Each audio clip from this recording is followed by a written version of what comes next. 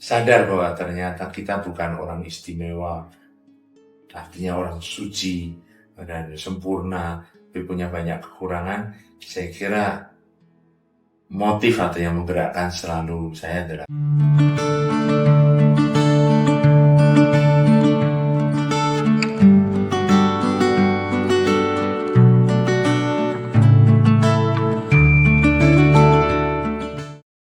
Halo Sobat-Sobat Muda, hari ini Paroki Hati Kudus Yesus Pangkalan Kerinci kedatangan orang spesial yang akan kita ajak-ajak ngobrol santai.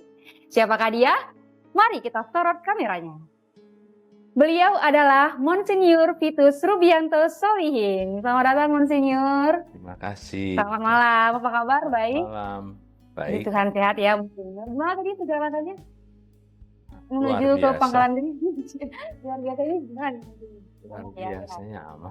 Ini Monsinyur dari Padang langsung ke sini atau ada trip-trip sebelumnya? Nggak dari Padang langsung ke sini kemarin sore kan. Bang. Ya. Malam Ini kunjungan yang udah keberapa Monsinyur? ketiga. Ketiga ya. Kunjungannya banyak ya. Tapi sudah disingkat ya Monsinyur ya. Wah. Dan kita boleh tahu nggak Monsinyur udah di tahun berapa mengembalakan keuskupan Padang ini? Monsinyur Hampir 3 tahun, habisan Oktober 2021. Tapi tahun ini jalan 3 tahun ya Iya. Monsinyur. Oke. Mungkin kita ceritain dulu gimana sih perjalanan Monsinyur mendapat panggilan gitu memutuskan menjadi imam. Jauh ya. Jadi imam itu kembali ke waktu saya SMP sebenarnya. Saya harus pindah ke Muntilan dari Semarang, tempat lahir saya, karena bapak saya meninggal. Jadi saya bertahan 1 tahun SMP di Semarang, tapi ternyata ibu saya tidak kuat biayai 4 anak sendirian. Lalu saya dan kakaknya dititipkan ke kakek nenek di Muntilan. Dan dari situ sudah pupus harapan saya sebenarnya mau masuk SMA Loyola waktu itu. Tentu dari SMP Dominico Savio karena tentang Loyola punya kan. Bukan. Itu saya pergi ke Muntilan, cari sekolah, saya cari sekolah di tempat ibu saya dulu, karena berasal dari Muntilan, sekolah. Maka saya ketemu guru-guru yang sudah tua-tua gitu, guru-guru 3 generasi. Tapi di sekolah itu yang memesan bagi saya, memang banyak panggilan. Artinya terkenal dari SMP Kanisius Muntilan itu lahir panggilan-panggilan. Dan waktu saya kelas 3 SMP, datang uskup untuk perayaan Ekaristi di sana karena dia alumni dari SMP itu, Bapak Kardinal Julius Darmo Atmojo. Oh, masih ingat ya namanya? Ya, satu kampung berarti kan. Bapak Kardinal Julius itu ternyata memang dari lulusan SMP Kanisius. Saya waktu itu sudah kagum, pikir SMP-nya ada uskup yang jadi situ. Tidak tahu kalau waktu itu saya tidak bayangkan jadi uskup, ya kan? Nah, dari situ tertarik mulai. Nah, dan memang meskipun kakek nenek saya tempat saya tinggal, maksudnya yang membesarkan sekolahkan saya tidak setuju karena saya anak pertama laki-laki, maka nanti teruskan lagi. Mama saya sendirian, tidak ada papa. Tapi saya tetap pergi ke seminari, lamar. Dan diterima meskipun dibilang, kenapa tidak ada surat dari orang tua gitu. Ya karena saya tinggal sama kakek. Kakek tidak setuju. Kamu kan masih punya orang tua untuk minta. Ini baru saya minta kemudian. Ibu saya tidak melarang, memang ya. Disitulah saya mulai coba untuk masuk jalani panggilan. Karena memang ketertarikan untuk jadi misionaris justru di Muntilan itu pastor Yesuit yang orang-orang bukan Indonesia tapi bahasa Jawanya bagus sekali. Makanya, beginilah misionaris. Waktu itu saya tertarik masuk ke sana. Meskipun sebenarnya dipikir panggilan yang jelas motivasi itu tidak langsung dalam wawancara saya bisa dibilang biasa-biasa, tidak yang berhasil sempurna. Mungkin yang membantu karena nilai prestasi, nilai akademik. Lalu akhirnya saya jalan di situ 1 tahun, mulai krisis. Nah di situ saya sebenarnya pikir jangan-jangan bukan panggilan saya. Waktu saya pulang ke rumah, saya bilang, teman-teman itu cerita panggilan sharingnya semua hebat-hebat. Ada yang betul-betul seperti diselamatkan Tuhan dari kecelakaan, maka dia mau jadi pastor gitu. Saya ini biasa-biasa aja tuh. Saya sudah krisis gitu. Ibu saya cuma jawab, ya kalau nggak jadi kan nanti pulang tetap anak mama. Iya. Pikir, iya kenapa? Seolah-olah semua, ya sudah dari situ saya malah justru semakin semangat. Jadi kembali lagi ke seminari, sampai akhirnya menggebu-gebu jadi misionaris karena kenal misionaris Xaverian waktu itu. Saya semakin semangat lagi. Tapi sudah itu kelas 3 SMA, jadi sudah hampir tahun terakhir itu mulai krisis lagi. Artinya goyang saya, nanti kalau jadi misionaris itu jauh dari rumah. Padahal, ya kenapa tidak pilih yang kerjanya di Indonesia saja mungkin. Saya kembali lagi, cita-cita mau jadi Yesuit gitu. Ya kan, tetap di Indonesia dan waktu itu pikiran saya. Dan lebih terkenal, Xaverian belum terkenal waktu itu. Kalau jadi masuk Xaverian, pasti kelinci percobaan kita ini. Itu karena tahun-tahun pertama. Belum mulailah seminari Xaverian sebenarnya. Lalu saya sudah masuk ke lamar ke Yesuit dengan menulis surat kepada pastor misionaris Xaverian yang mengenalkan saya pertama kali pada panggilan misioner dan minta maaf pastor karena akhirnya saya memilih Yesuit. Meskipun saya tetap punya cita-cita jadi misionaris karena idola saya Franciscus Xaverius, Yesuit kan waktu itu.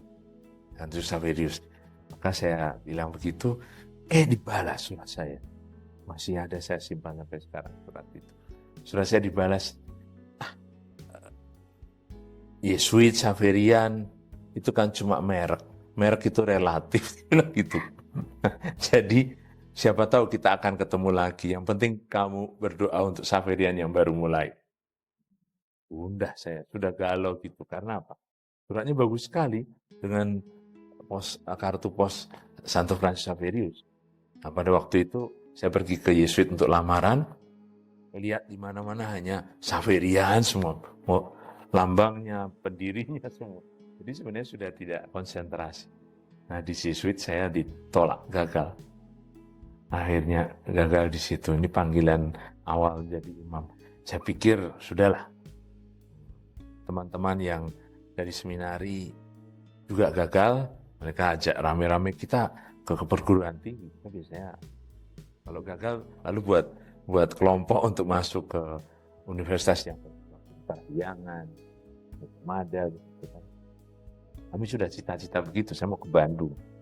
Tiba-tiba ada satu titipan Xaverian yang tanya, "Oh masih mau jadi Xaverian?"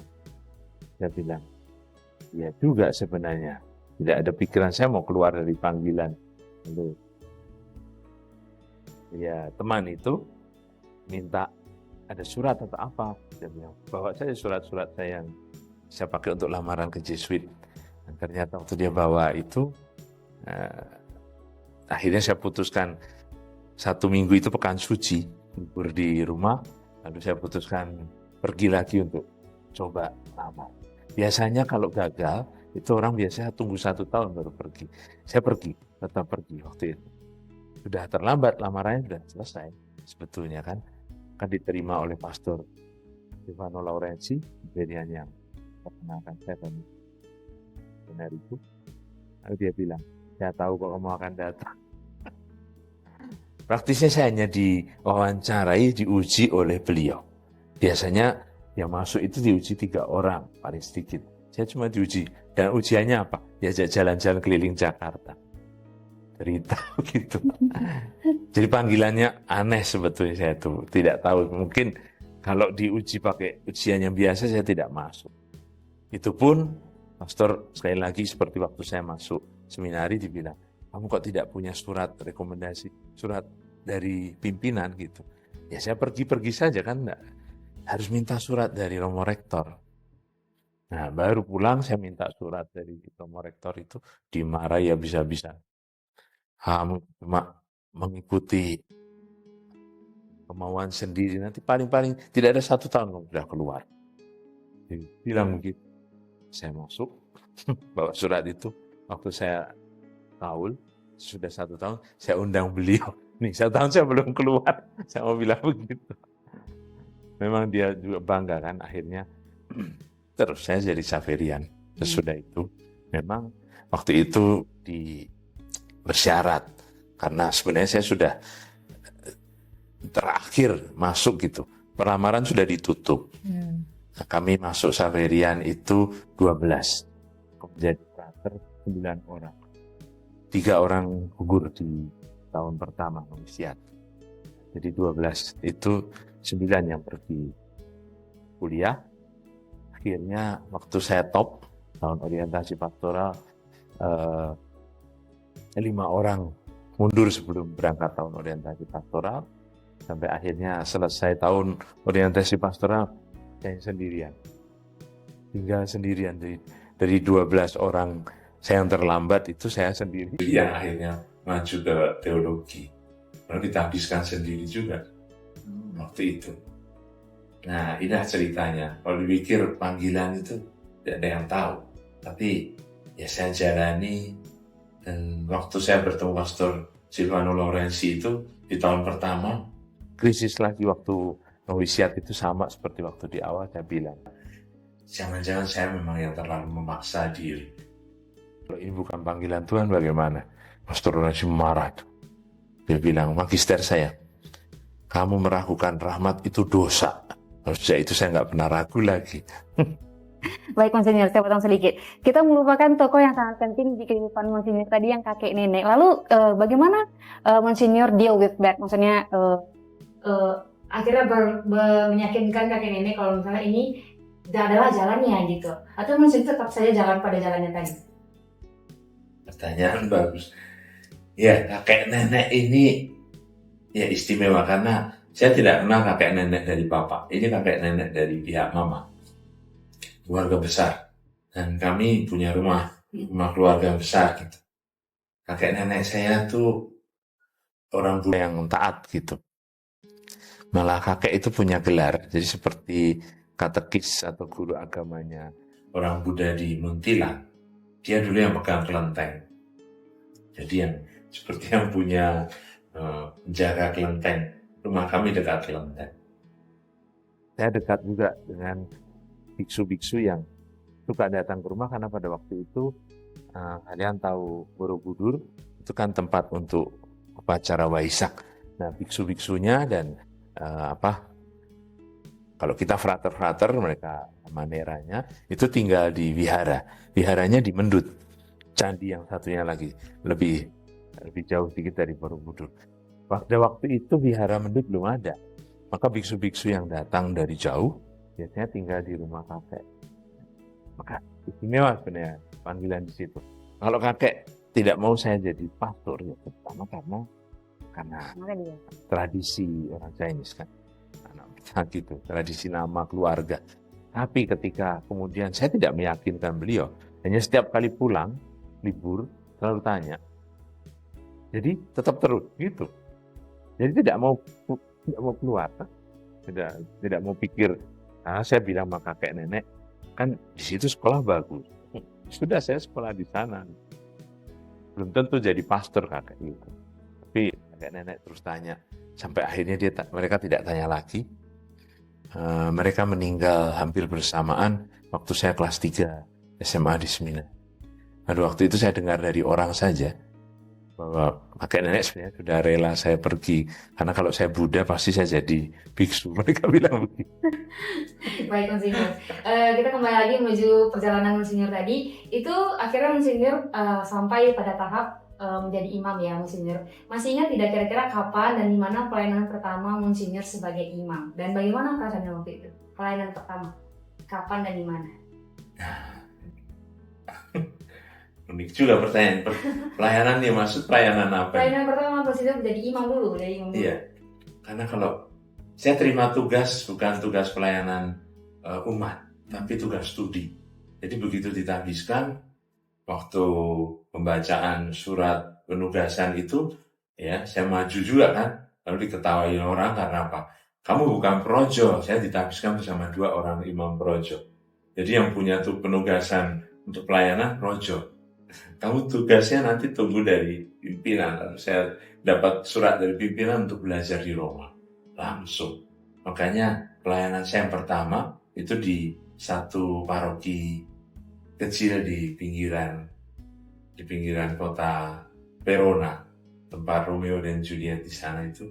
Memang waktu saya pergi ke sana, saya mendengar pengakuan dosa pertama dalam bahasa Italia yang saya tidak tahu.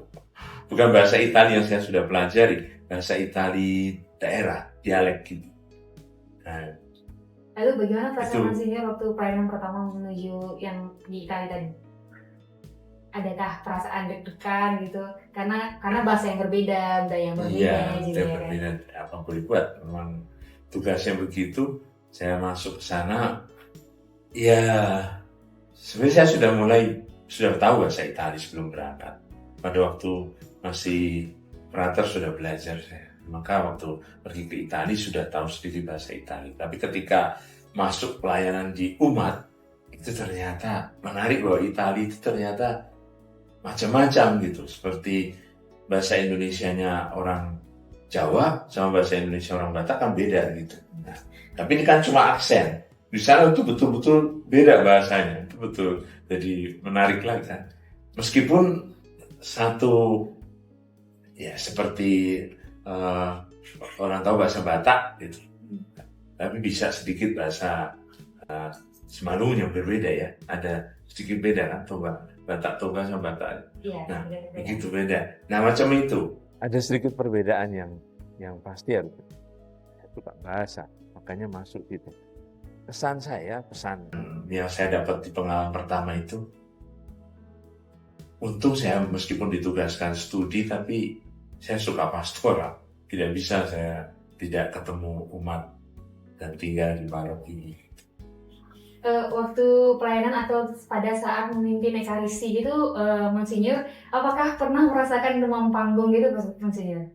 Kayak tiba-tiba merasa gugup gitu karena ingin memimpin ekaristi. Apa pernah merasakan hal-hal seperti itu? Iya. Kayak nervous karena ini pertama kali nih mimpin ekaristi gitu. Iya. Nggak ada. Oh, aman. Aman. Nggak. Ini memang saya tidak sadar atau tidak perhatikan itu. Dulu saya tidak bisa bicara. Waktu masih kecil, masih SMP itu saya diam. Tidak banyak omong. Artinya mulai bicara sebenarnya bukan di seminari juga. Tapi waktu di kampus, sudah di kuliah.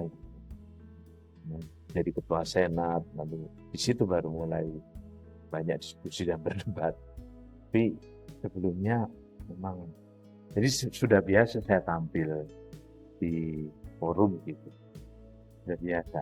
Nah, waktu jadi pastor, ya tidak grogi dalam arti. Tidak ada hal, ya. Nah, kita beralih lagi menjadi saat ini Monsinyur sudah menjadi seorang uskup di Keuskupan Padang. Sampai saat ini Monsinyur adakah struggle atau kendala, tantangan gitu saat mengembalakan umat di Keuskupan Padang ini?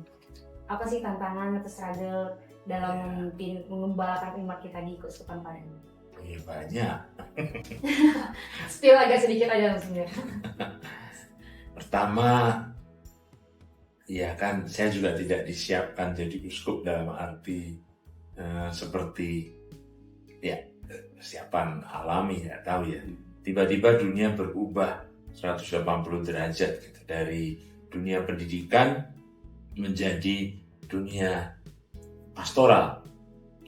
Yang memang betul waktu saya masih menjadi dosen, pengajar, saya tidak pernah lepas betul dari umat.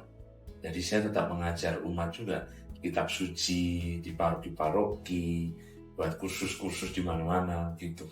Tapi ketika betul menangani umat sendiri, ya tentu pastor-pastor paroki banyak memberi masukan dan saya belajar banyak dari situ karena saya sendiri tidak pernah betul jadi pastor paroki, uskup dari dosen gitu kan. Makanya ya struggle pertama untuk mengorganisir semua ini karena Padang itu luas sekali. Kalau diberi satu uskupan yang kecil gitu ya masih, tapi saya bayangkan dunia saya tuh dulu hanya di ruang sekretariat karena waktu saya dosen, ya betul saya punya banyak teman dan umat yang ikut pelajaran kitab suci saya, tapi sebetulnya tugas utama di kampus saya itu wakil ketua akademik bagian sekretariat gitu. Maka ya di kantor saya sebetulnya, tapi ketika sekarang dengan keuskupan yang saya nggak bisa di kantor keuskupan terus, artinya untuk menjumpai umat kalau bisa 1 tahun sekali seluruh paroki dikunjungi, itu cita-cita saya pertama dan berhasil. Jadi tahun pertama itu semua paroki dikunjungi ya. Malah ada yang 2 kali, baru tahun pertama sudah 2 kali kunjungi. Maka itulah struggle-nya, artinya antara waktu, tenaga, dan tentu saja fisik ya, kesehatan, sampai ya struggle yang paling utama tidak bisa olahraga seperti dulu lagi. Terus terang badan jadi besar nih karena tidak olahraga. Itu perjuangan artinya sebetulnya bagaimana membuang makanan ini dengan, tapi betul kalau dulu lebih mudah bergerak, sekarang menjadi lebih sulit bergerak karena memang kalau udah capek tidur bangun tidak lagi seperti saya dulu suka sport, tapi ya ada efeknya sekarang benar, tapi tidak lagi seperti itu, seragam fisik saja. Yang kedua memang mengenal para pastor dan tokoh-tokoh umat yang kunci supaya bisa tahu di mana meletakkan orang yang tepat di tempat yang tepat dan pada saat yang tepat. Saya kira itu kunci manajemen personal ya. Kita beralih sedikit topiknya. Rata-rata kunjungan Monsinyur juga berhubungan dengan penerimaan sakramen Krisma ya Monsinyur ya. Kunjungan-kunjungan ke paroki-paroki tersebut. Nah, kira-kira ada nggak sih harapan Monsinyur setiap kali mungkin menampar para Krismawan-Krismawati ini? Para calon-calon Krismawan-Krismawati ini? Tidak ada yang pernah saya tampar sebetulnya. Yang saya ditepuk sedikit aja. Kecuali yang memang betul karena keringat, lalu dan pipinya cukup lebar, lalu bunyilah pok gitu, nah, itu baru tertampar. Tidak ada juga di kitab suci sebenarnya kan, itu praktisnya menampar itu tidak wajib juga sebenarnya. Saya sekarang mulai temukan satu yang lebih impresif, lebih mengesan sepertinya, karena memang orang yang ditampar juga punya kesan. Ya kan, punya bahkan sebelum itu dilatih oleh pastor yang menampar lebih keras daripada saya gitu, barangkali karena main-main.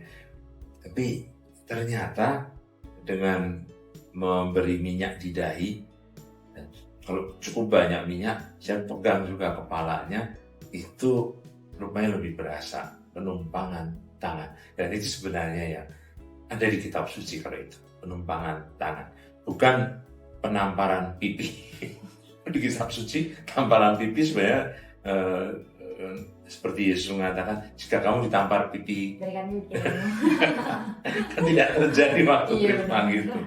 Jadi sebenarnya itu tanda saja untuk menunjukkan bahwa perutusan itu seperti ditepuk untuk bangun gitu kan. Nah, sementara penumpangan tangan lebih, sekarang saya lebih banyak fokus pada penumpangan tangan itu. Baik, Monsinyur, mungkin ini maka dari pertanyaan terakhir. Kira-kira pesan dan juga motivasi yang Monsinyur selalu pegang dalam mengembalakan keuskupan Padang ini sampai saat ini? Motivasi, seperti yang saya tulis dari moto saya, tergeraklah hatinya oleh belas kasihan. Artinya kita semua sadar bahwa kita orang yang biasa saja, sama ya, uskup, pastor, tokoh-tokoh umat yang dipanggil, kalian juga semua mendapat panggilan yang sama untuk semakin menjadi kudus dan terlibat dalam gerak bersama untuk mengembangkan iman ini. Maka sadar bahwa ternyata kita bukan orang istimewa, artinya orang suci dan sempurna, tapi punya banyak kekurangan. Saya kira motif atau yang menggerakkan selalu saya adalah pertama-tama bisa memahami kelemahan itu, keterbatasan itu. Setiap orang punya kesempatan kedua, setiap orang bisa mulai lagi gitu. Dan itu yang membuat saya kira di mana saja bertemu dengan hati orang yang bisa digugah, digerakkan lagi karena ternyata didengar dan dirangkul, diampuni. Oke, terima kasih banyak Monsinyur. Baiklah sobat-sobat muda, kira-kira itu saja untuk hari ini. Kita ketemu lagi mungkin di another session. Saya Rika Sandiayu, saya pamit.